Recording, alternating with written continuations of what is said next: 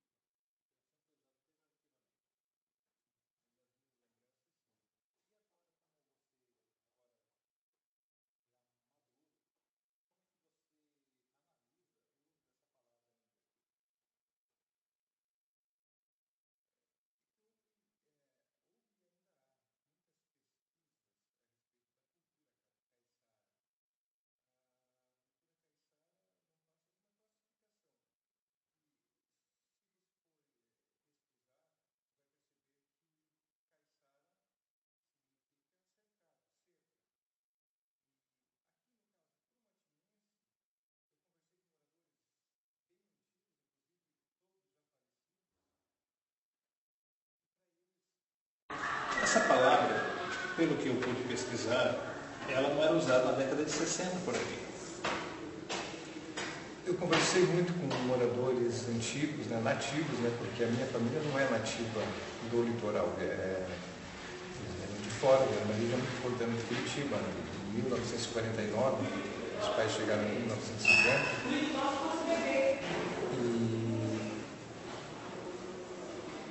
tomando por base um dos trabalhos mais completos executados aqui de pesquisa, que foi o livro do professor Vigarella. Em nenhum momento ele utiliza a palavra caiçara, ele utiliza o termo caboclo. Eu nunca ouvi esse termo, até década de 70, mais ou menos, 1970, por aí, que passou a ele designava, como eu falei, caiçara como habitante da praia, o vagabundo preguiçoso. Da praia, de forma pejorativa. Então ele sempre foi usado pejorativamente. Sim, uma das minhas lembranças, sim. E agora, como você, já maduro, como é que você analisa o uso dessa palavra ainda aqui? É que houve e ainda há muitas pesquisas a respeito da cultura caiçara. A cultura caiçara não passa de uma classificação, que se você for pesquisar, você vai perceber que caiçara significa cercado, cerca. E aqui no caso crumatiense, eu conversei com moradores bem antigos, inclusive todos já falecidos, e para eles caiçara remetia ao habitante, ao nativo de Cananéia. E se for lá no dicionário procurar, está lá, nativo de Cananéia. E como a comunidade matinhense era uma comunidade de pesca, e fazia a peregrinação para Iguape, que até hoje existem excursões que saem daqui para a festa de Iguape, porque a devoção de santo, de devoção do matinhense é o Bom Jesus de Iguape. Então essa peregrinação já vem de longa data. E eles passavam, como iam por canoa, por mar, porque não havia estradas na época, eles passavam por Cananéia. Então eles conheciam os habitantes de Cananéia. E seria assim como se fosse uma comunidade irmã, porque eles se identificavam por ser a comunidade à beira-mar, comunidade de pesca, e sabiam que quem nascia em Cananéia é caiçara. E, portanto, quando falava com o matinhense das antigas, vamos dizer assim, você é caiçara? Não. Para ele dizia que não. Porque eu nasci em Matinhos, eu sou matinhense. Caiçara é quem nasce em Cananéia. Isso é muito bom saber. Eu estava percebendo que aqui tem até uma revista chamada Caiçara. É uma revista de circulação. Se eu não me engano, o editor até de Londrina. É uma pessoa que veio bem depois aqui. Sim, eu conheço. Não sei se ele é de Londrina, mas eu não conheço. Sim, ele é de fora e, pelo jeito, apenas se aproveitou da palavra para dar um nome a uma revista. Sim. E que que me serve, mais reforça os estereótipos negativos do que ajuda. Concordaria com essa visão que a imprensa tem contribuído muito para a divulgação pejorativa dessa palavra? Com certeza, que deveria haver uma preocupação da imprensa em mostrar o significado da palavra caiçara, suas origens, né? E mostrar caiçara enquanto cultura. Uma cultura. E não como uma simples palavra, um simples termo que pode ser entendido pejorativamente. Muito pejorativamente. Sim, bastante. Quantas gerações já em Matinhos? Na realidade, a minha família é daqui. Minha família está aqui já há mais de 200 anos, há muito tempo atrás, desde a época em que o Brasil estava sendo invadido pelos portugueses. Nossa, tanto tempo assim? Exatamente. Araci, bem, você então passou a década de 60, 70 aqui. Sim. Você lembra, por exemplo, na sua infância e até sua pré-adolescência, lembra dessa palavra caiçara, o uso dela? Não. Vocês se identificavam como caiçaras? Não. Nós éramos litoranos. Litoranos, apenas isso, litoranos. Apenas isso. Quando você começou a ouvir essa palavra, mais ou menos? De minha parte, eu passei a ouvir isso há muito pouco tempo. Eu acredito que agora, recentemente. Desconheço desde quando vem sendo usado, mas eu passei a ouvir isso agora há muito pouco tempo, porque eu morei um bom tempo em Curitiba, fiquei 15 anos lá e fui embora em 86. Antes de 86 eu não ouvia isso. Eu fui ouvir novamente quando eu estava retornando para cá, que me perguntaram se eu ia, ninguém sabia que eu era daqui, me perguntaram se eu ia virar caiçara. E eu respondi, eu já sou caiçara. Eu nasci no litoral. Com o tempo essa palavra também passou a ser pejorativa por lá. E quando ela veio aqui, você percebeu que aqui ela sempre foi empregada de uma maneira pejorativa? Quando eu ouvi essa palavra, naquele momento, a pessoa que me falou, quando eu estava retornando para a praia, a pessoa que me falou, olhou rapidamente, me pediu desculpas e falou, me desculpe, Araci, eu não usei de forma pejorativa. Eu disse, mas eu nunca vi isso de forma pejorativa. Eu sempre me senti muito orgulho de ser do litoral. Do litoral. Então eu nem sabia, na realidade, que essa palavra estava sendo usada de forma pejorativa. Quando eu voltei para cá, que comecei a observar isso, é que eu percebi que estava acontecendo assim, que estava sendo usada essa palavra de forma assim, depreciativa. Essa palavra existia em Guaratuba na década de 50? Nunca se ouviu falar em caiçara aqui em Guaratuba. Na década de 50, 60? Eu era piá em 60, tinha 15 anos, mas a gente tinha muita movimentação interna, porque nós não tínhamos muitas visitas na época aqui, né? Era uma cidade bem pequena mesmo. Então, não parecia nada assim especial, sabe? Então, na década de 60 também a palavra caiçara, então aqui... Não existia essa palavra aqui. E o que você acha que se deu, então, essa palavra veio para cá, Tristão? Eu acredito que ela veio com o turismo dos paulistas que vieram para cá. E como lá tem uma área que o pessoal realmente, que mora nas ilhas, lá que mora na beira-mar, era chamada de caiçara. Então eles trouxeram esse termo e acharam que todos que moravam na beira-mar mereceria. Eram chamados de caiçara. Mas aqui não ficou com um tom pejorativo? Eu nunca pensei que nós fôssemos caiçara. Como eu estava querendo falar com você sobre a palavra caiçara, você é nascida em Guaratuba? Não sou nascida em Guaratuba, sou nascida em Curitiba. E quanto tempo você tem de Guaratuba? Vim para cá com 6 anos. Então, já tem um bom tempinho. Sim, um bom tempo. Você, então, veio aqui na década de 60? Mais ou menos. Mais ou menos. Isso. Nessa época que você veio para cá, você ouvia falar a palavra caiçara como uma denominação para a população local? Não.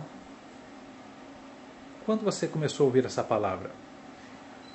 Olha, para te falar bem a verdade, eu acho que quando começamos então a ir ao colégio, aleatoriamente você falava isso, muito raramente você ouvia, né?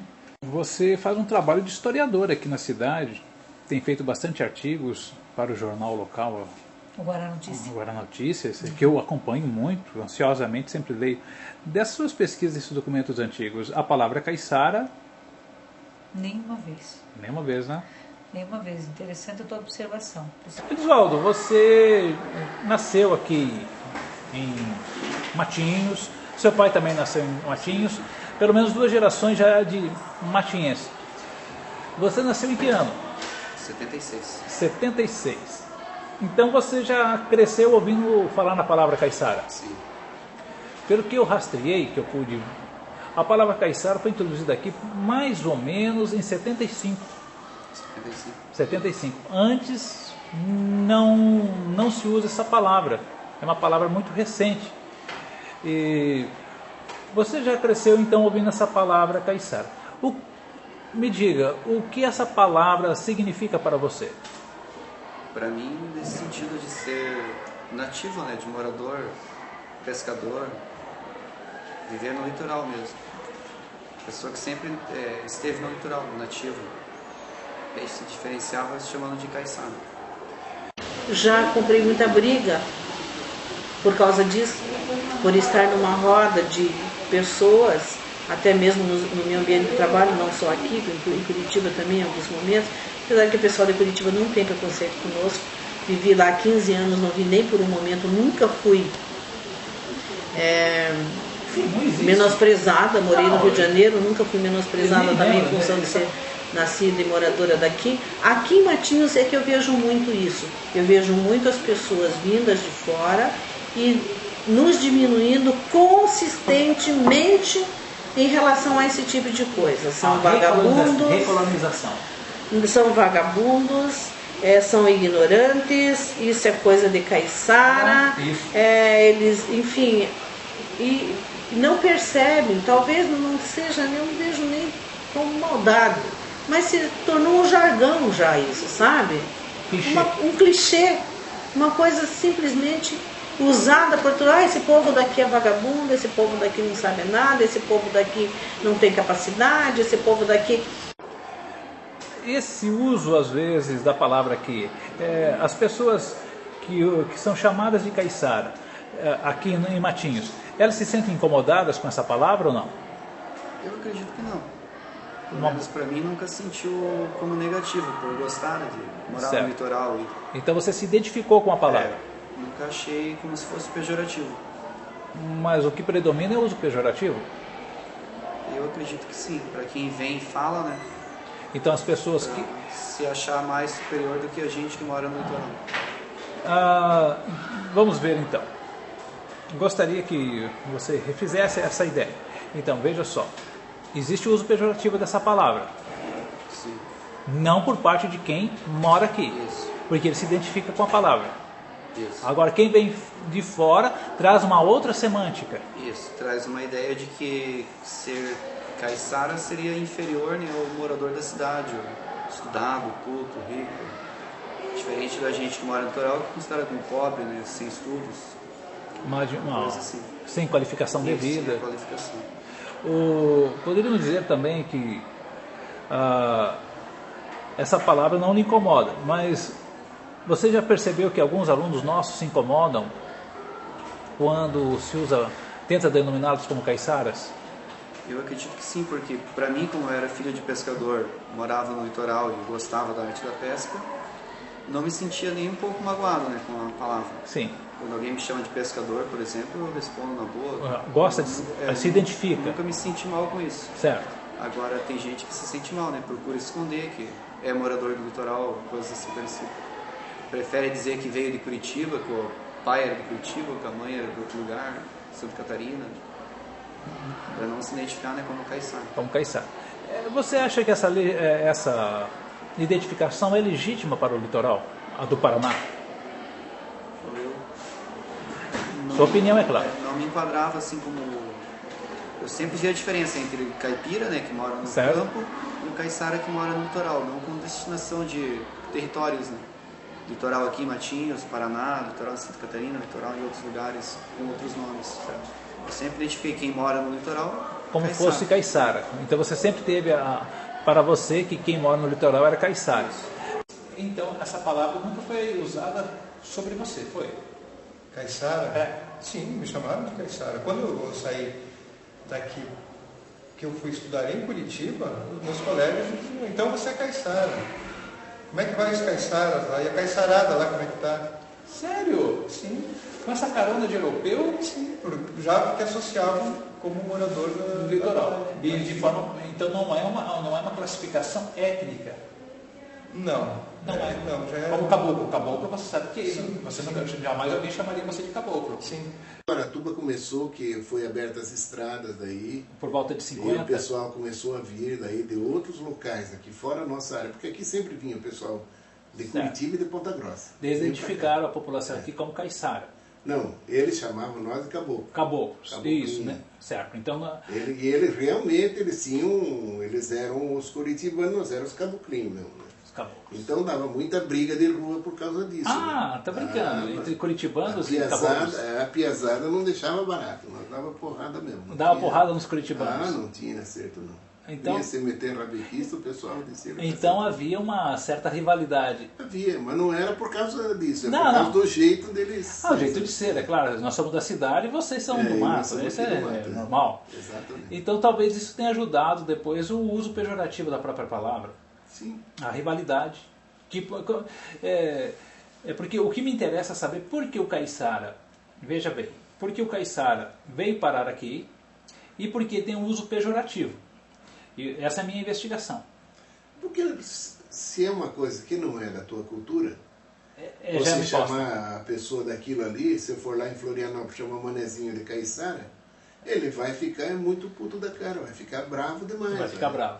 Então a busca é saber por que trouxeram uma palavra tão carregada negativamente e despejaram sobre uma população que não tinha identidade nenhuma. E ela não reagiu.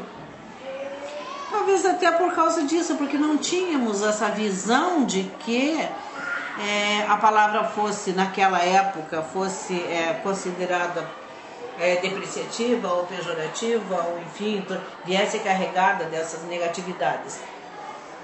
E simplesmente foi se inserindo, como tantas outras coisas que foram se inserindo na nossa cultura, que a gente não considerou como ruim. Quando se usa dessa forma, com essa semântica negativa? Eu acredito que talvez até meio de inocência, mas se usa no sentido de, como se dissesse assim para a pessoa, eu sou melhor, né? Você é o caiçara. Então você acha que há um jogo de poder, né? É um jogo de poder, né? Estar acima. Caiçara você, inferior, não caiçara superior.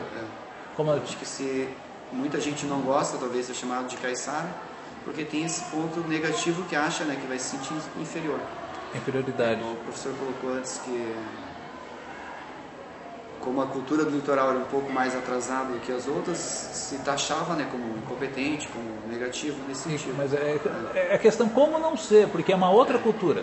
Um pescador não tem obrigação de saber instalar uma antena parabólica. Não tenha, como vou pegar um pescador e mandar ele fazer uma casa de alvenaria, fazer caixaria para vigas, ele não tem esse conhecimento. Mas se eu mandasse ele fazer uma rede, daí é diferente. Olha, você não sabe fazer como? Um pescador que não sabe fazer rede, um pescador que não sabe fazer canoa. Aí é outra coisa. Isso, mas o que o morador do litoral poderia oferecer de conhecimento, as pessoas vieram aqui e desprezaram esse conhecimento. E culpabilizaram o pescador em vez de culpar a si próprio. De ver, olha, estou trazendo uma cultura estranha. Eu tenho que preparar a mão de obra, qualificar essa mão de obra para me servir. Em vez de ele usar isso, o que ele fez? Ele culpabilizou.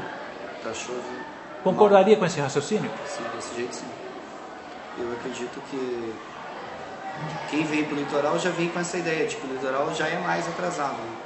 Porém, eu nunca me senti assim mais atrasado. Não, no sentido de pescar, trabalhar. Tanto que você fez uma faculdade, é professor de história. Sempre procurei conversar com pessoas que vinham de fora também, né, que traziam essa cultura para ir assimilando com a nossa. Para dizer a verdade, nunca achei negativo, né, morar no litoral nesse sentido. O professor mais moderno que eu encontrei aqui foi você. Não, estou falando sério, não estou de sacanagem. O professor que me pareceu assim mais moderno dos professores que estão aqui é o Elisvaldo, não eram os demais. Assim, Eu percebi que você era muito mais aberto para novidades, mais aberto para discussão do que os demais. Eu sempre procurei procurar entender quem vem de fora, né? Conversar até para ir adquirindo conhecimentos também. Agora está tendo aqui no Matinho, está tendo já jornais e revistas usando explicitamente a palavra caiçara. Você acha isso positivo? Do meu ponto de vista, é positivo a diferença, né? Para a gente diferenciar as culturas. No sentido de quem mora no litoral tem uma cultura diferenciada. Sempre foi vista assim como algo fraco, que teria que ser aproveitada a cultura que vem de fora. Eu acredito que se a gente fortalecesse a nossa cultura, que seria a caiçara, seria melhor, né? E você não acha que essa palavra, por já ter um peso meio negativo, não poderia reforçar alguns preconceitos? Nesse sentido, se a gente fizer uma cultura que é realmente, né, do litoral, como por exemplo, comer o peixe com pirão e dizer que é gostoso e que gosta disso, tem gente que vem de fora pagar, né, para comer esse peixe com pirão. Sim, o Barreado é um exemplo disso. Eu vejo um ponto positivo, se a gente tratar a cultura como algo bom.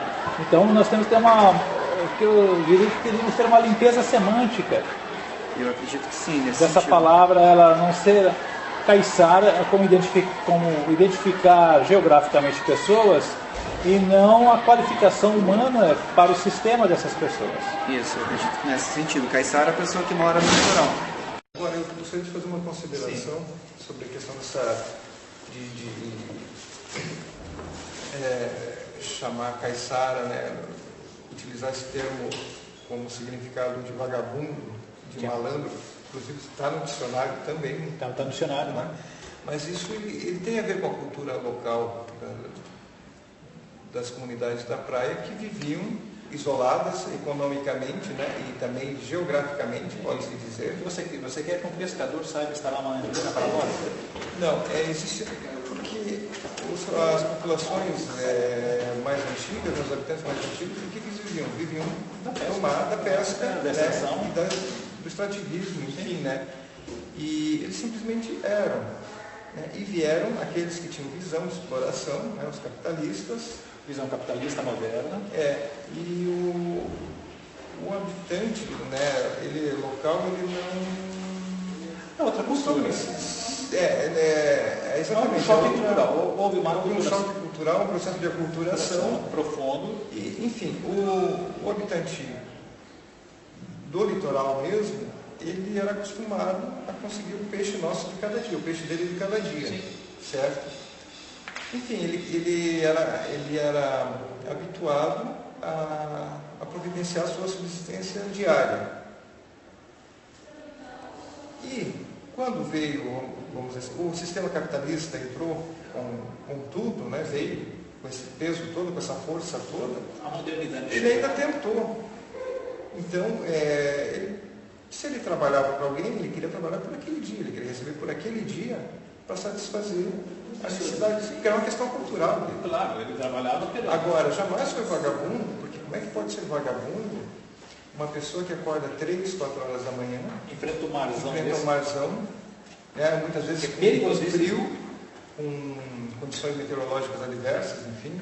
Não sabe nem se vai voltar. E retorna, vende o peixe dele e não fica de papo para voar na praia. Ele vai consertar a rede, né?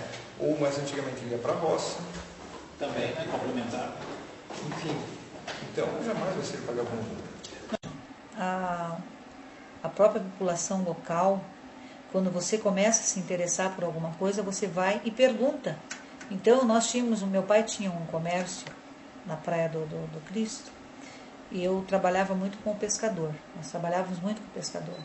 E o pescador, ele é curioso quando provocam ele, né? Então, ele vai fundo até onde ele pode conseguir responder.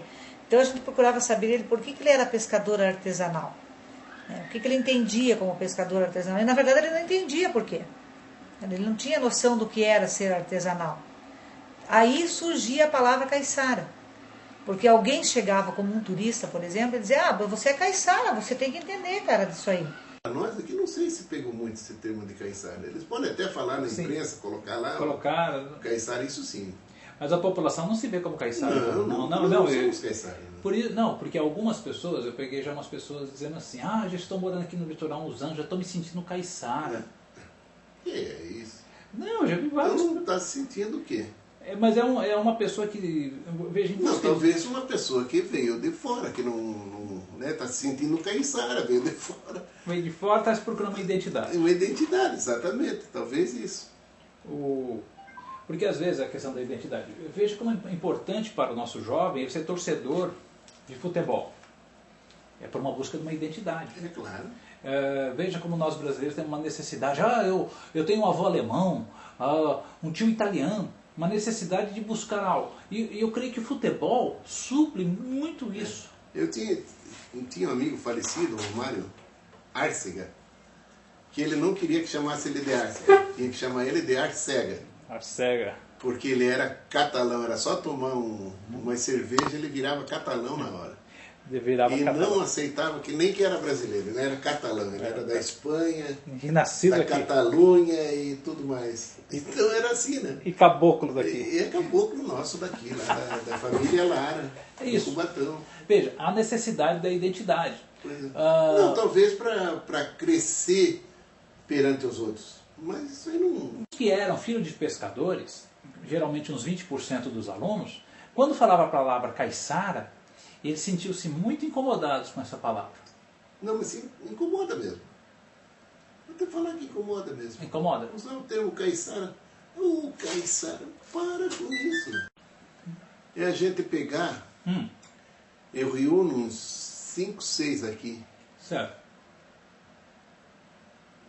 Guaratubano da gema, como se diz. Certo.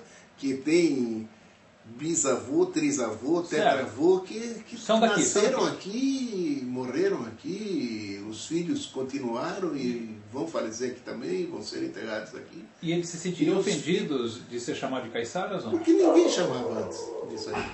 Ninguém chamava. Palavras que eu quero dizer que foram sendo inseridas na nossa cultura e que a gente não sabia que tinha determinadas cargas ou determinados valores por trás disso. E tem muitos valores. E você percebeu como eles identificam o caiçara. Por exemplo, se eu olhar para Araci, eu não vou chamá-la de caiçara. Sabe por que eu não vou chamar de caiçara? É pedagoga, é funcionária pública, tem cultura. Contadora também por formação. Pronto, você não é. Agora, quem chamamos de caiçara? Sinceramente? Sim. Não sei. Não sabe. Mas nas ruas, quando aquelas pessoas denominam de caiçara, de quem estão falando? De pessoas que não têm profissão, que vivem de qualquer coisa, comedor de marisco, sem cultura, sem qualificação profissional. Talvez seja isso. Esse é o uso que foi quando eu cheguei aqui, foi esse uso que me deram a palavra caiçara. Era o indolente, morador indolente, que não queria nada, a palavra que ele usou, comedores de marisco que não querem nada com nada. Foi assim o meu primeiro encontro com essa palavra. Com o passar do tempo, eu acabei concordando com essa pessoa. Depois eu percebi que havia muita maldade nisso. Primeiro, eu descobri que a maioria dessas pessoas, mão de obra não qualificada, vem de Curitiba, vem de Londrina. São pessoas de outra região que não são moradores daqui. Depois eu desconfiei que pescador, pescador tem uma cultura própria, ele sabe pescar, fazer redes. Ele não tem a obrigação de saber dar hospitalidade para veranista. Ele não tem essa formação. Então o que foi cobrado dele? Uma formação que ele não tem e foi culpabilizado de não ter competências que não teria obrigação moral nenhuma de ter. E que não tinha nem interesse em ter. Como é que ia ter esse interesse? Ele não tinha uma vida digna, ele era pescador, vivia independente, não tinha sindicato, não tinha carteira assinada. Havia respeito pela natureza, havia todo um código de defesa colocado já por eles mesmos, que isso eu lembro que existia. A época da defesa, sem necessidade de leis externas que nem teria que condição de ser aplicada. Exatamente. Um código de honra mínimo, mas um código de honra bastante rigoroso, eu diria, que nós tínhamos, que eu lembro, eu sei que outras pessoas, as minhas irmãs mais velhas, por exemplo, poderiam falar melhor sobre isso, mas eu lembro ainda que o meu avô ainda fazia as coisas no fio do bigode, então ele tinha um código de honra assim bastante acentuado e bastante, como é que eu vou dizer, muito rigoroso, como eu falava anteriormente, e muito respeitado, porque havia um respeito imenso com tudo que se fazia naquela época. A família, os valores familiares eram valores também que eram bastante respeitados. Claro que eram outros tempos, outra época, outro momento, mas dizer que nós não tínhamos código de ética, isso claro, uma bobagem completa. Uma estupidez. Veja só, para se ter um código de honra, a honra só funciona com autonomia. E qual é a autonomia dele? Não precisa de um patrão, eu só preciso do meu barco e pescar. Então essa vida livre, quantos anos, quantos séculos passaram com essa vida livre, depois chega um veranista arrogante querendo mão de obra qualificada para hospedá-lo. E nos culpando por não termos. E vocês são culpados, é claro, os moradores daqui são os culpados. E por isso levaram o nome carinhosamente de Caiçara. Veja só, Tá certo. Então eu acredito que isso vem muito numa mentalidade colonialista. Eu venho para colonizar, puxa, ainda tem que trazer mão de obra de fora, vocês nem prestam para ser melhores explorados? Inclusive isso eu comentei, que o que aconteceu com Matinhos, apesar de que eu não tenho preconceito com o pessoal de fora. Claro. Eles todos foram muito bem aceitos aqui, são muito bem recebidos. Trouxeram muitas coisas boas, isso é indiscutível, não temos preconceito com isso, de maneira nenhuma. Houve expansão econômica, houve uma série de coisas boas que vieram junto também. Mas junto com muitas coisas boas, infelizmente veio muita coisa também que não foi tão boa assim. Assim, vamos dizer, houve um descarte humano de pessoas que não foram bem assimiladas na cidade grande para cá. Isto. Então eu costumo dizer que o que aconteceu com Matinhos, de certa forma, foi o que aconteceu com o Brasil. Que fomos colonizados, como o senhor acabou de falar, e nessa colonização veio muita coisa boa, muito progresso, muita coisa positiva, mas também veio muito cascalho junto. Então, veja só, é que essa palavra, para algumas pessoas, como eu estava dizendo, é que meus alunos se sentiram terrivelmente ofendidos, os filhos de pescadores. Mas ofende mesmo, vou te falar, ofende mesmo. Porque a gente não é, né? Não é. E por isso que eu digo que você sabe quando uma mentira é dita insistentemente, ela torna-se verdade. Se torna verdade. E as próprias pessoas daí não torna-se não, ela é aceita como verdade. Aceita-se como verdade, e as pessoas acabam capitulando pela força da insistência. E de repente pessoas simples se veem como caiçaras. Um exemplo é o nome de Matinhos, né, que originalmente era Matinho. Se dizia ali nos Matinhos, uma vegetação de restinga que tinha próximo a um rio, que era a referência para quem chegava, não havia estrada, então o caminho era feito pela praia, o trajeto até Guaratuba, e chegava nos Matinhos, onde tinha o rio, era uma referência. Mas com a chegada dos primeiros veranistas, que eram de origem alemã, que eram de Curitiba, com sua cultura, eles começaram a corrigir. Não é nos Matinhos, é no plural, é nos Matinhos.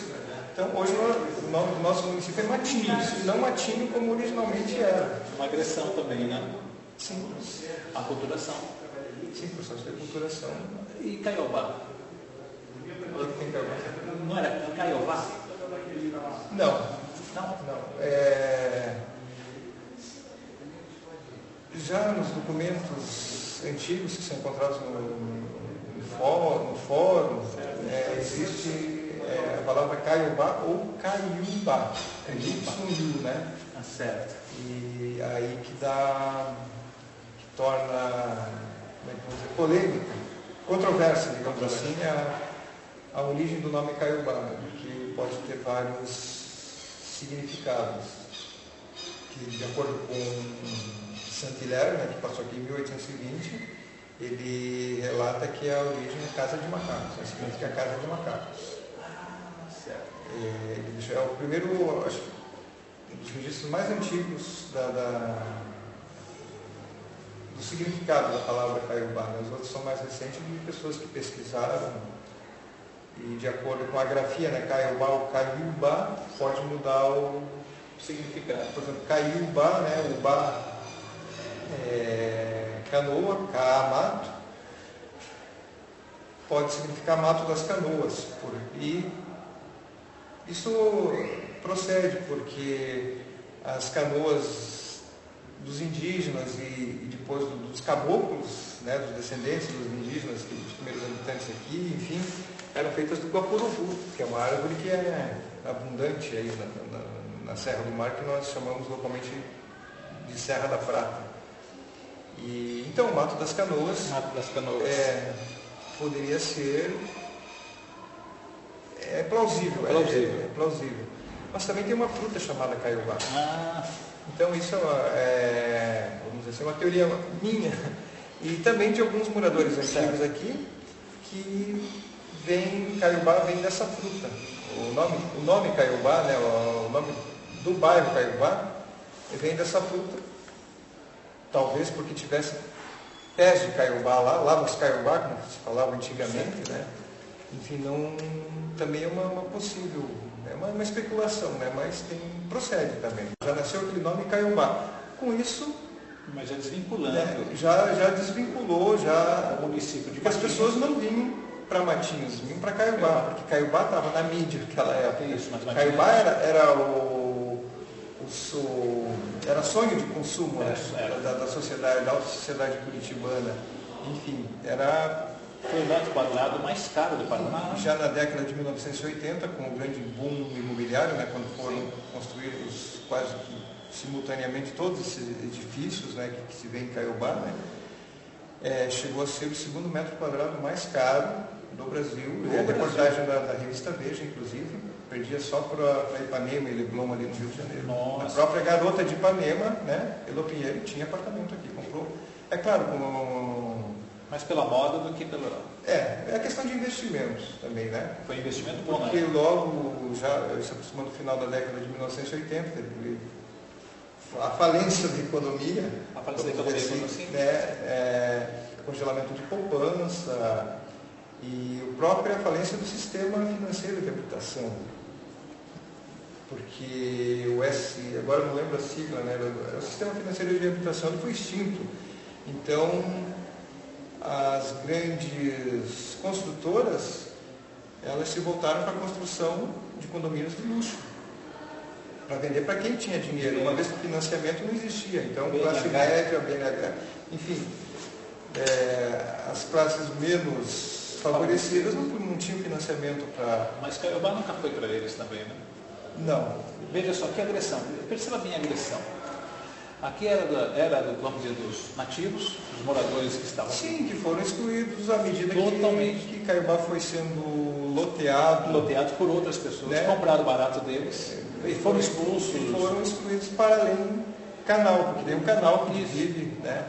Inclusive hoje, né, pelo plano diretor, que está em fase de aprovação ainda, está praticamente aprovado, além canal não é mais Caiobá, é Tabuleiro. Um pedaço foi feita uma divisão de bairro, né, uma nova divisão, segundo o plano diretor, construindo uma nova identidade. Uma nova identidade que, apesar de ter havido audiência pública, não foi feita uma pesquisa para saber qual a identidade real do local, não foi respeitado seus habitantes nativos. Então hoje eu não moro mais em Caiobá. Eu sempre morei em Caiobá, né? Hoje eu moro num bairro chamado Praia Mansa. Eu estou tentando... Agora que sabe, há 2 anos que estou trabalhando lá, eu presenciei a seguinte cena.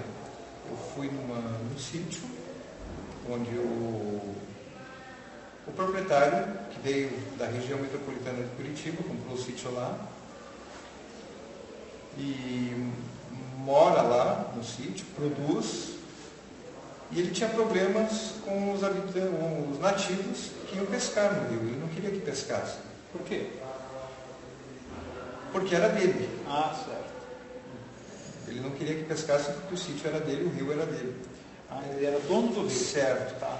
E ele reclamava, chamava eles de vagabundo, né, os nativos, porque eles não queriam trabalhar. Barato. Que ele contratava, né, mas ele só queriam receber, não queriam trabalhar. E os nativos alegavam que o rio era deles, porque eles estavam muito ali antes desse Senhor ter a escritura. Ter a escritura. Eles nasceram ali, eles pescavam naquele rio. Então também tem muito, eles sentem muita perda de identidade, né? Sempre pelo advento, sempre pelo que vem de fora. As pessoas chamam o pessoal de Guaraqueçaba de caiçaras? Não, em momento algum eu percebi eles se tipo. autodefinirem como caiçaras. E lá seria muito mais apropriado, não? Sim, porque lá ainda conserva, existe muita preservação, né? O isolamento econômico é visível, né? Para chegar lá é uma estrada não asfaltada ainda. E eles também, a pesca lá ainda é muito intensa? A pesca é intensa. A extração também? Aí já existe o problema da questão de conservação. Certo, né? conservação. A questão ambiental é muito forte e está, inclusive, excluindo. Não, eu sei.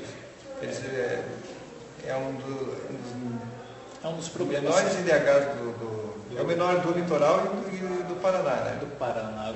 Veja só, a população mais caiçara, que se fosse caiçara, seria Guaraqueçaba. Ela não tem essa identidade. E de repente, Matinhos, Guaratuba, e aqui no Pontal também é usado também caiçara, não? Também. Pontal não tem muita ligação com o Pontal, né? Mas eles também usam para identificar essas pessoas que o sistema não consegue digerir. Sim, sábado, 3 dias atrás, 4 dias atrás, eu conversei com uma senhora, que o pai dela é nativo de Pontal e veio morar para cá. Também ela disse que nunca se autodefiniu, nunca utilizou esse termo de caiçara, a não ser mais recentemente como povo de fora. Se autodefinindo como caiçara enquanto povo que vive no litoral. Já é agressivo porque quem tem que se intitular, se autodefinir ou não caiçara é a própria população. Se a população não é a imprensa que vai dizer isso, não é pesquisador nenhum, né? É a própria questão também de esclarecimento da população, né? Você chegou a um ponto interessante. Você colocou. Quem tem que se identificar-se com caiçara é o morador local. Sim. E não o outro dizendo que ele é. Sim, exatamente. Então, eu disse assim, eu digo que você é, então você é. Sim. E isso transmito isso pela mídia aos outros que vão acabar acreditando. Isso é agressivo. É agressivo. Nossa, também aqui é baseado na farinha de mandioca. Não, então tinha muito Como disso. tem os manezinhos lá em Florianópolis também, que é o pessoal lá de Açores. Né? Influência de Açores. Influência de Açores, que nós somos influenciados. Sim. E pela influência indígena também, é que nós acabamos utilizando a farinha como o alimento básico para todos, né? Era básico. Era básico. Se não tivesse farinha para comer, como até hoje para muitas pessoas aqui em Guaratuba, não tem a farinha de mandioca, que a turma confundia farinha de mandioca com farinha de trigo. Falaram em farinha aqui para nós, era farinha de mandioca. Sim, a farinheira que era de mandioca, era farinha de mandioca. Então você vai comprar 2 quilos de trigo. Aí era complicado. E o destino dessa palavra, você acredita que ela tende a desaparecer ou a fixar-se no vocabulário aqui? Eu acredito que sim. Isso vai depender muito da imprensa, né? Se a imprensa continuar escrevendo aqui, porque a imprensa escreve, há uma tendência, mas quem lê em outros lugares. Então assimila aquilo como se fosse uma coisa verdadeira, e não é. Não condiz com os fatos. Exatamente. Então, a palavra caiçara não tem identidade nenhuma com os guaratubanos. Não, nem com Guaratuba, nem com o litoral. Nem com Matinhos, nem com... Não tem. Mas ela está... São Francisco do Sul, né? Que era a referência aqui, né? Era onde Dona Francisca aportou, naquela época que foi chamado tudo isso aí da área da Dona Francisca, né? Da princesa, né? E dali para cá, da esposa deles. Sim. Tem algum deles, acho que sei lá de quem que é. E quem difundiu essa palavra? A caiçara? Será que foi de boca em boca ou mais a imprensa? Não, foi mais a imprensa. Não foi de boca em boca, porque ninguém fala que você anda em Guaratuba, converse um ano inteiro. Vê se eu falar em Caiçara. É uma raridade. E quando falar, pergunte. Você nasceu aonde? Não é daqui. Não é daqui. Porque as pessoas então está procurando aquilo que se disse, é verdade, né? Está procurando uma identidade com o litoral. Com o litoral. Ou estão querendo colocar uma identidade no litoral. Às vezes não. Assim, às vezes é uma maneira mais fácil. O que é mais fácil para mim? Chamar o povo. Caiçara até não é uma palavra feia, né? Não. Ela até tem Caiçara. Não, é uma palavra. Dá a impressão de se chamássemos nós de Carijós, até era melhor. Porque Carijó é mais bonitinho. Foram os índios Carijós que nos. Carijó era aqui da região. Os moradores daqui. E que não eram caiçaras. Que não tinha nada a ver com caiçaras. Que os caiçaras eram E com os descendentes de indígenas que tem por aqui, que a gente enxerga mesmo nos alunos, eram descendentes dos Carijós mesmo. Certo. Mas o tom pejorativo que sempre veio junto, e até mesmo, como eu sempre falei, meus alunos, quando viam a palavra caiçara, sentiam-se estranhos, como uma palavra que causava incômodo. Mas incomoda mesmo. Eu ia conversar com eles. Você chamar de eles. uma coisa que você não é. Que não se sente. Ruim. É um tipo de bullying em cima da pessoa, né? Chamando aquilo que você não é. E bem, então, fechando. Nos documentos históricos você nunca encontrou essa palavra? Não. Se você me perguntasse de Cambira, encontrei. Cambira.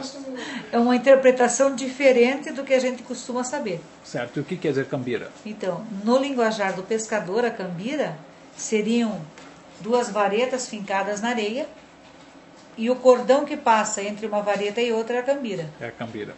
Na verdade, a Cambira outra interpretação é o peixe seco. Peixe seco. Que até então, antigamente, se usava nos porões dos navios, né, para salgar, não tinha alimentação, então salgava-se os peixes, né. Que era chamada de Cambira. Cambira, hoje prato típico do litoral de Pontal, né. De Pontal. Você está aqui há quantos anos? Vai fazer 5 anos. Essa palavra começou a te incomodar quando? Ou se é que lhe incomodou alguma vez?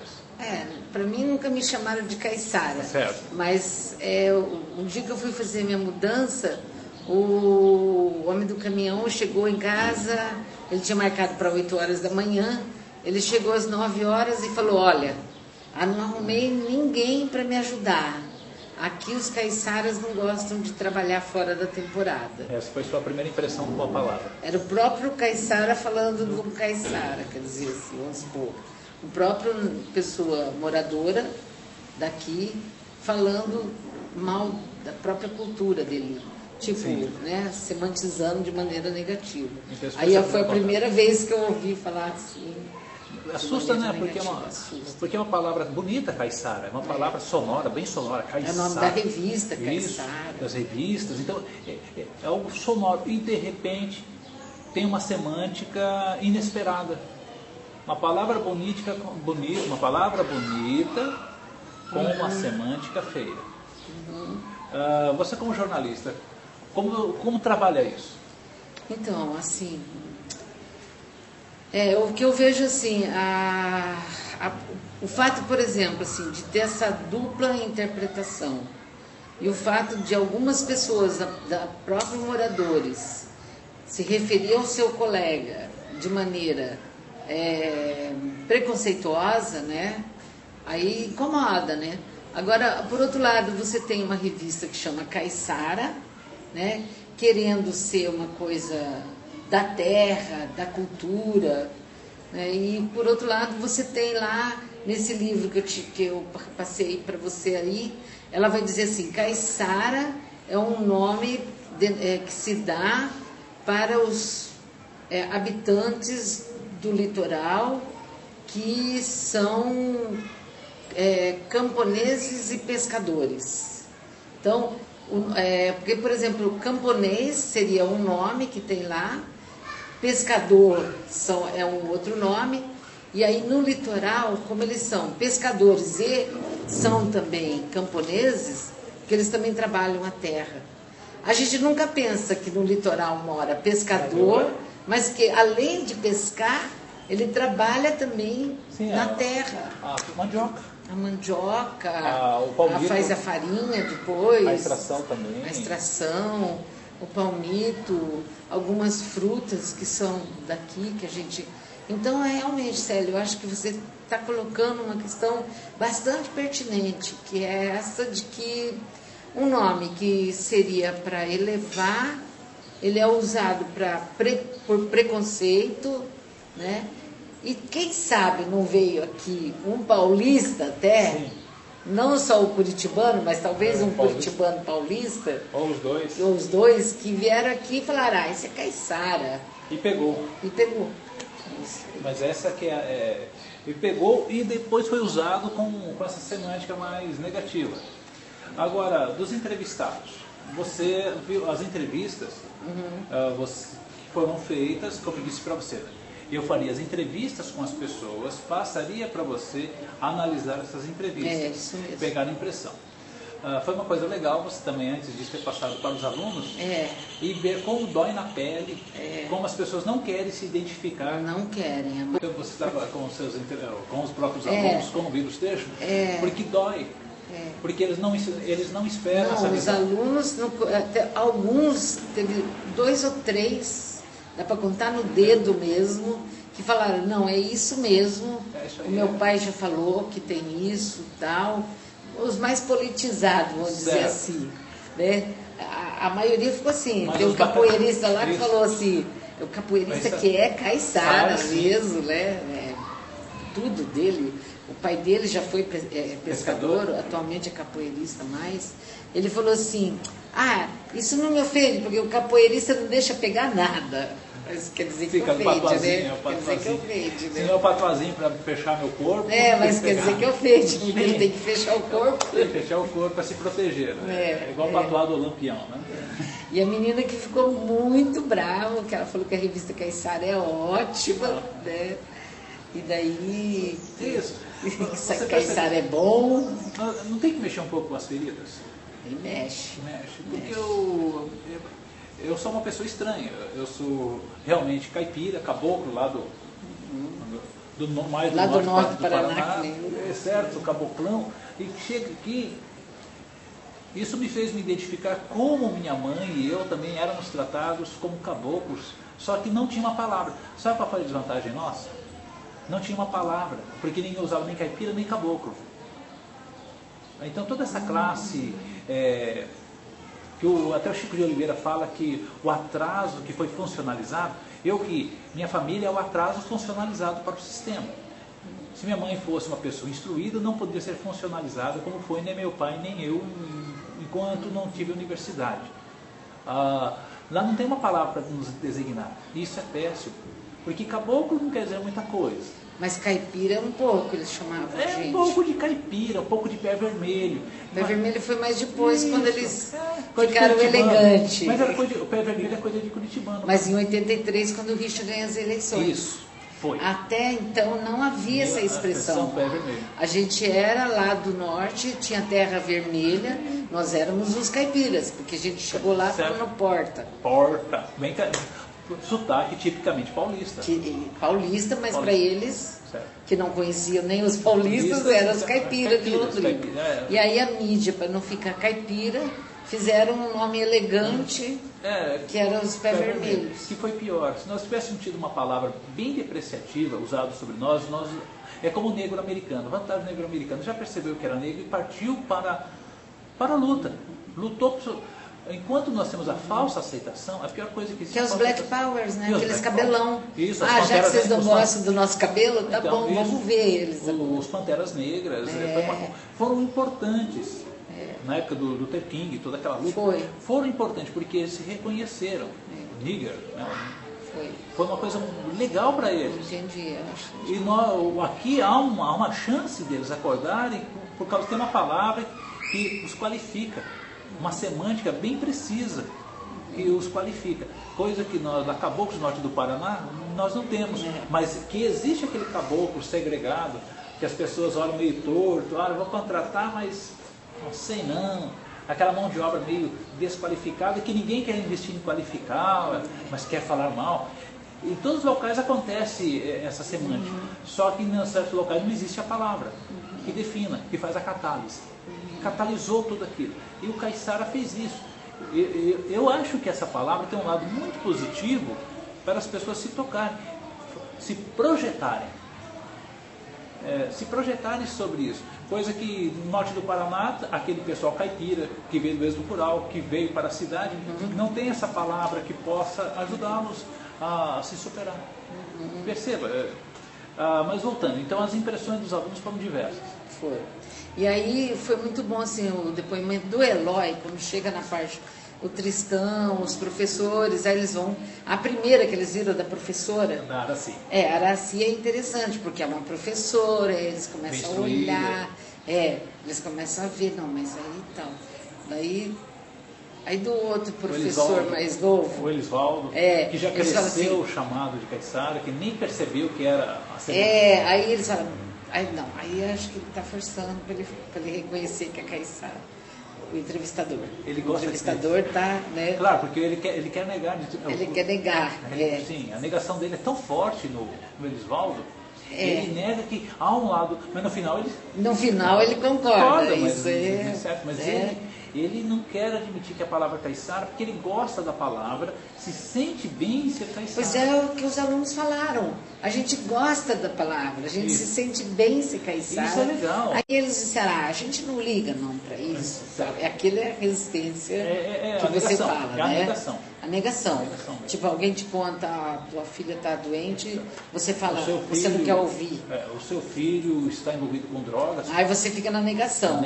Você muda de assunto. Não quer saber, então. Não fala, né? É bem daquela... Exatamente, do estágio da Kubler-Ross. Isto. Bem aquele é tipo. Bem isso mesmo, ele a entra negação. Na negação, depois ele entra na parte da raiva. Entra depois na depressão, na barganha, ele quer barganhar, não é bem assim, ser Caiçara tem isso, e depois a aceitação. Ele passa pelos, os meus entrevistados passam pelas 5 fases. Isso aí eles viram claramente isso que é que está valendo a sua intenção. Sim, era essa. Porque eles sentiram essas fases todas, certo, né? Principalmente no professor. Sim. O Eloy um pouco mais claro, né? Mais claro, porque ele lá em Curitiba, porque ele sofreu lá em Curitiba por ter sido nascido aqui. Então para ele ficou mais evidente. E é uma coisa nova também, que eu acho que é assim, é um pouco assim de você estar até, tipo uma aula, tá entendendo? Você pode, tanto que eu pude usar isso na sala de aula, né? Para despertar neles, e aí no final dar uma aula de como que foi ocupado o litoral, como que os turistas vêm para cá, a questão dos quebra-molas que são tudo irregulares, se já não é reflexo também da falta de respeito, né? Que aparece no Caiçara, mas vocês não querem ver, mas no quebra-mola aparece, aí não tem como vocês falarem que não, né? É verdade, eles não respeitam, por isso que a gente pede quebra-mola. Falei, porque senão não teria um quarteirão com 2 obstáculos. O som alto. O som alto. Eu estava até conversando agora há pouco com um aluno. Espera aí. Quando eu concluo naquele documentário que eu falo que aqui é um local de turismo conspícuo, de ócio conspícuo, porque se você vem aqui tem praia, aqui não tem boate. Eu saí lá de Curitiba para encher a cara aqui no litoral, peço um negócio que lá em Curitiba tem restaurantes e boates muito boas para se beber uísque e encher a cara por lá. Comer churrasco, porque eu vou comer churrasco no litoral se eu tenho churrascarias excelentes também em Curitiba, em Londrina. Mas lá aqui comer churrasco é outra. Então eu conspiro. Esse não é o turismo, porque o turismo real aqui seria a praia. Vir com a praia, curtir a praia e o mar. Por que o cara compra um apartamento de 1 milhão, que a gente ficou sabendo, ali na Praia Mansa, que a gente sabe que é um lugar que ele não vai deixar os filhos dele entrar naquela praia. O turismo aqui então se tornou de ostentação. Como o próprio Eloy coloca num certo momento, que aqui foi o segundo lugar mais caro do termos de gestão imobiliária. Até hoje os imobiliaristas falam isso, né? perdeu isso, eles não se conformam, Porque né? caiu o preço, é claro. Porque isso é fácil, normal, depois fácil. que eles invadem, né? Ah, não, depois que vem muito farofeiro também. Eles acham que daí já não é mais. Não é mais aquele glamour, mas mesmo assim o metro quadrado aqui não é nada barato. Continua caro. Continua muito. Certeza que o apartamento aqui é tão caro quanto no centro de Curitiba. É muito caro. É mais até. É mais. Alguns são mais ali na Praia Certo. Mansa, que É uma não dá para entender por que é mais. Certo. Então pode ver, isso não é conspícuo. Que uma casa de veraneio para você vir ficar um mês, 40 dias no ano, com a família, valer essa fortuna. Isso é conspicuidade. E isso é mal, porque as pessoas estão a fim de satisfazer o seu ego em cima das pessoas. E a população local, por ser mais pobre, por trabalhar para essas pessoas, fica mais exposta a esse lado do turismo conspícuo.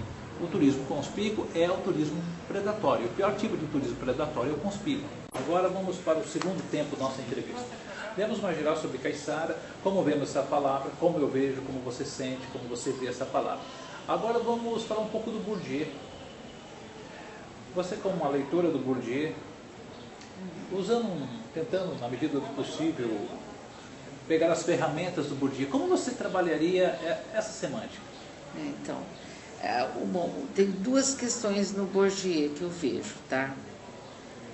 Uma, que daí você vai fazer para mim o fechamento, mas uma é a questão que quando ele é uma pessoa do interior, né? Bourdieu é camponês, né? Ali da França, mais camponeses, né?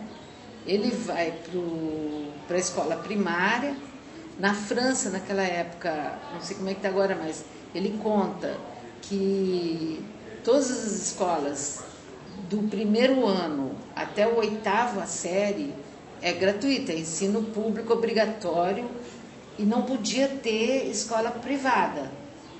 Era constitucional e inconstitucional ter escola, por exemplo, particular, que nem aqui. Aqui tem público e particular. Então, na época dele não havia, era só escola pública. Tá?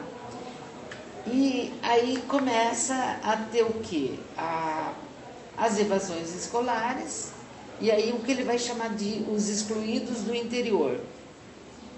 Porque a pessoa que era mais camponesa, além de falar com esse sotaque, no francês também tem o caipira. Ah, com certeza. Né? O caboclo lá também tem o caboclo também. Então é um fenômeno universal. Então a primeira coisa... Caboclo é um fenômeno universal. E exclusão do caboclo é um fenômeno universal. Né? E que começa, engraçado que começa na escola. Isso. Então isso ou que, a escola, quando a criança já né? define o papel dela na sociedade. Já define de partir daí. Você vai ser peão, você vai ser pacoteiro. Ou então você não dá para estudar. Você não vai ser doutor. Não dá para você estudar, você é rude, tem problema para escrever, não sabe pegar no lápis. Aí ele vai colocando as coisas que ele passou. A herança cultural. Ele não foi um aluno modelar, ele tinha já uma questão de uma revolta um pouco sobre isso. Então, o primeiro aspecto do Bourdieu é a própria vida pessoal dele. Né? E que ele continua, ele vai estudar, e aí ele vai fazer filosofia, e também não consegue se assumir como filósofo. Aí tem a Segunda Guerra Mundial. Ele acaba indo lá para Argélia, né? E a sorte dele é que lá ele começa a se dar com o movimento de resistência argelina, e aí ele entra para o movimento político, né? Consegue sobreviver. Quando acaba a guerra, começa a França a entrar na Argélia, e aí entra aquela outra coisa. Quando a França começa a pegar o território do argelino e chega o francês burguês e expulsa os argelinos das terras, né?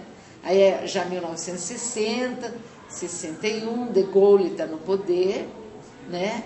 O Bourdieu volta para a França e ele está lá num trabalho ligado à antropologia e assiste um prisioneiro argelino que foi guilhotinado na prisão. Em 1961, com De Gaulle. Né?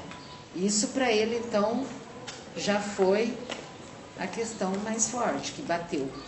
né? Aonde que chega esse... E onde a gente vê que, esses argelinos aí só sabem dançar, porque os argelinos fazem toda aquela festa, né? Sim. Festa de casamento deles é uma coisa bem cigano, parece. Sim, uma coisa... são árabes, né? É uma outra tradição. É uma outra tradição são nômades, né? Nômades coisa nenhuma, eles foram expulsos da terra. São muçulmanos. E muçulmanos, mas não eram nada nômades, porque eles foram expulsos da terra, na verdade, né? Então, aí quando há a repressão e a ocupação da França, na Argélia, os argelinos vão para a França e vão morar em favelas. As grandes favelas, e paralelamente começam as indústrias de carros, tipo a Renault, né? E a Renault começa a pegar quem para trabalhar? Os favelados argelinos. Mão de obra mais barata. Mão de obra mais barata. E, é claro, entra aí com menos ações porque tem menos consciência dos seus direitos. E toda a repressão.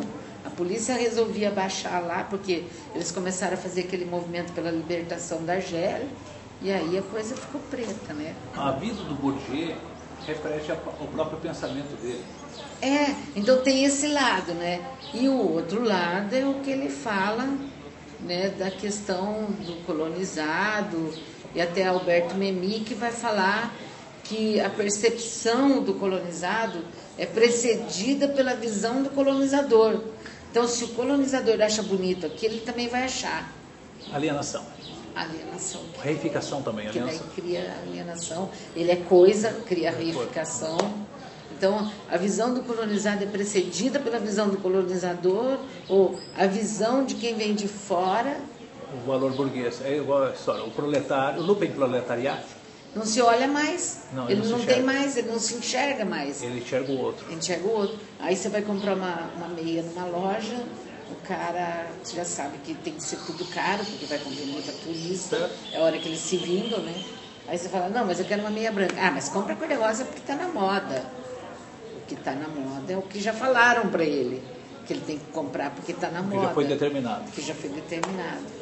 Certo. Isso é uma expressão que você acha aqui. Então é coisa que Bourdieu aborda, né?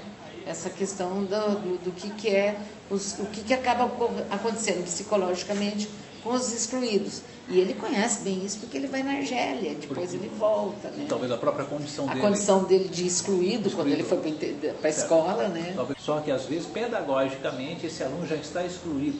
E talvez seja isso que o Bourdieu percebeu na escola. Ele vai chamar isso de violência simbólica porque ela é precedida pela questão do hábitos. Ele vai pegar esse termo hábitos, mas não da antropologia. Ele vai pegar isso aí de estudos de percepção. Que o ser humano ele é muito assim, é condicionado, né? Ele repete, o cotidiano é muito repetitivo, né? A gente tem medo de um monte de coisa, né? E aí tem esse cotidiano onde você repete coisas, né? E a partir desses hábitos criam-se campos. Então nós aqui não temos cultura. Então não adianta falar em caiçara porque essa palavra é sacana. Porque não há uma cultura que ela se identifique. É uma palavra mesmo para ferir. Ela não está sendo usada. E as pessoas daí começaram, desde que não tem identidade nenhuma, é igual aluno bagunceiro. Não pode dizer que ele é bagunceiro. Porque senão ele adquire a identidade de bagunceiro e topa.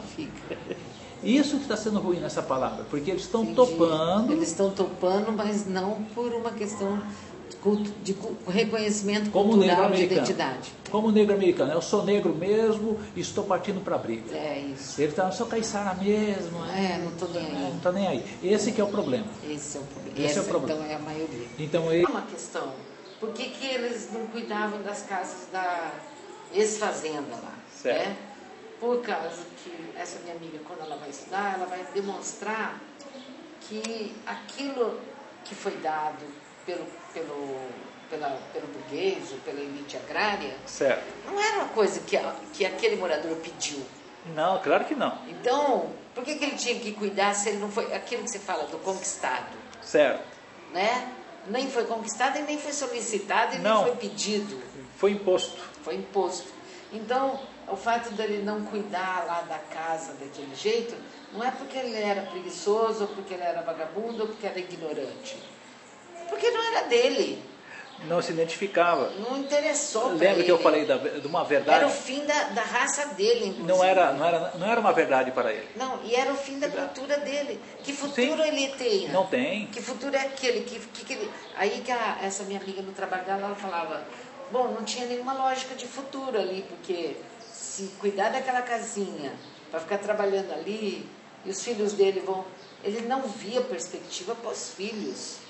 Então, por que ele ia cuidar? Aquilo era para acabar, porque se ele ia acabar, a cultura dele ia acabar, por que a casa não podia acabar? A mesma coisa talvez aqui. Por que o cara tem que acordar às 8 horas da manhã para trabalhar? Se não vai ter o futuro. Ele era pescador, foi tirado de lá, que era o que ele era, a vocação dele, a coisa que ele trabalha das 3 da manhã, que esse livro aí achei interessante. Ele trabalha mais do que os outros, porque ele trabalha das 3 da manhã, mas depois quando ele chega tem todo um trabalho, ele vai até a noite. Sim. Então ele dorme pouquíssimo. Já tem que acordar, já tem que voltar. 3 dias no alto mar, às vezes. É uma coisa do soldado da borracha. Mesma coisa. Então, e ele é preguiçoso, né? E é preguiçoso. Como é que, então, veja, chamar umas pessoas que têm essa cultura de preguiçosos. É uma violência. As elites estão muito cegas. E essa elite, sabe o que me assusta? Não é uma alta elite. É o turista, às vezes um cara pobre que quer ser o burguês conspícuo. Não é as elites, é verdade. Aqui a elite, claro que há pessoas riquíssimas, muito ricas, talvez as pessoas mais ricas do estado do Paraná aqui, nesse tipo de coisa. Mas a verdade é essa que você está falando. E tem muito elite. E tem muito aqui o que eu chamaria de classe média, o pobre remediado, vamos parar. O remediado, que é aquele que trabalha, tem porque trabalha. Ele é escravo da televisão, do ele é escravo do consumismo. Ele não sabe por quê, ele acredita no Jornal Nacional. É escravo do senso comum. É a história da verdade racial. Ele tem uma verdade. Acredita que o nome e a coisa está junto, né? Então, quando ele vê Caiçara, o nome e a coisa que está por trás do nome, esse objeto, é alguém que está aí. Nem sabe quem é, porque ele não sabe o que é o tabuleiro, ele não sabe o que é aqui em Matinhos, ele não sabe o que é Vila Nova, ele mal sabe que a Praia Mansa está cheia de problemas de esgoto. Nem quer saber. Nem quer saber.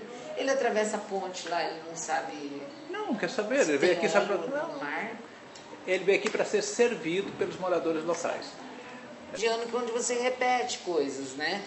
E a partir desse hábitos criam-se campos de interesse, né? A escola, por exemplo, é um campo que interage com outros campos, como a família, o social, mas ela, então, nessa interação, ela tem o papel de estar formando, educando, mas não educando, quem tem que dar educação é a família. Só que a família não pode dar educação para uma grande maioria, porque a própria família não tem casa. Como é que você vai dar educação se você dorme mal? A casa é tão importante quanto a alimentação, não dá para você falar é mais importante comer do que a casa. Não tem. Não tem como, o fogão é mais importante que a cama. Não tem como. E aí você fala, não, agora vamos construir nossa casa, nossa vida que vai... Pô, 2.500 casas. Você vai olhar, são um Pombal, umas caixas de fósforo. Tudo muito apertado. As pessoas morando apertado. Não vai dar para as famílias. Não há conforto, o barulho. Não há identidade. Não há identidade. Então, como é que você vai educar se você mesmo não tem a identidade da sua casa? Isso não é aculturação. Uma família aculturada, como vai educar se ela não tem cultura? Pasteurizada, né? Ela é pasteurizada. Assim? Né? É um leite que é igual para todo mundo, né? E a escola que poderia, às vezes, dar uns toques sem sair do seu elemento pedagógico e não entrar no ambiente, no elemento social, ela se perde, porque as pessoas, como eu disse, defendem uma utopia, mas na hora de lutar pela utopia, elas não lutam. É o cotidiano. O cotidiano é violento. É violento. Aí você chega numa escola lá, uma escola qualquer, pública, aí você pergunta para as crianças de 7, 8, 9 anos, o que você vai ser quando crescer? É bombeiro, é polícia, enfermeira. Já está decidido? Não,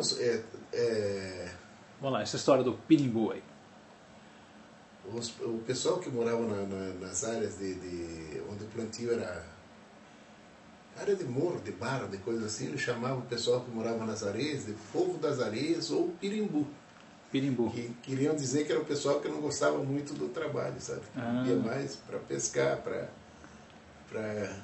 subsistência mesmo. Né? Trabalho de subsistência, extração, subsistência, esse tipo de coisa. E lá eles plantavam mesmo para vender, né? Em grande quantidade, como hoje o Cubatão, o segundo maior produtor de banana do Brasil, né?